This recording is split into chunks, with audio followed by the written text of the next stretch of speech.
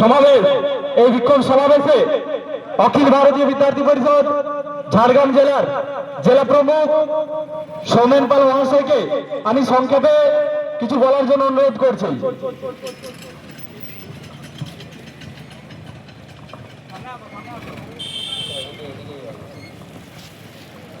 भारत माता के, भारत माता के, ABVP long live, ABVP long live.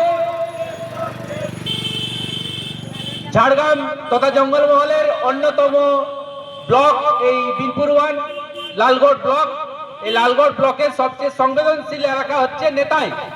আমরা জানি 2010 সালে 7ই জানুয়ারি সেই নেতাই গণহত্যা দিবস, এবং তারপরে রাজ্যে পালাবদল ঘটে এবং আমাদের বর্তমান সরকার, সেই সরকার তারপরে ক্ষমতা দখল করে।